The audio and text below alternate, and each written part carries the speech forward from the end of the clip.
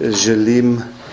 vas obvestiti, da je danes poslanska skupina Slovenske demokratske stranke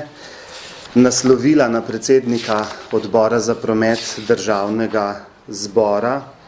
zahtevo, da se skliče izredna seja Odbora za promet v zvezi z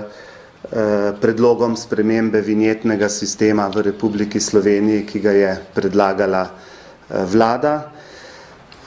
Po našem mnenju smo prepričani, da je predlagani vinjetni sistem skrajno diskriminatoren do slovenskih državljanov in državljank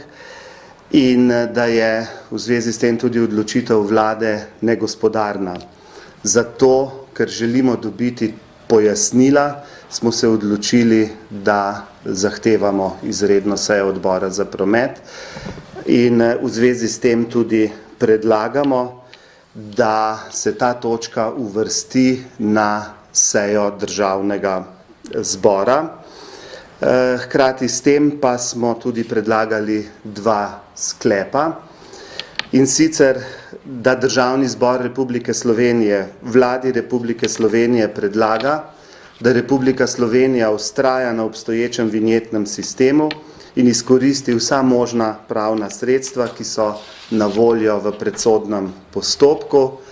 In drugi sklep, Državni zbor Republike Slovenije Vladi Republike Slovenije predlaga, da nemudoma sproži vse postopke, ki bodo omogočili odstranitev vseh cestninskih postaj na slovenskih avtocestah.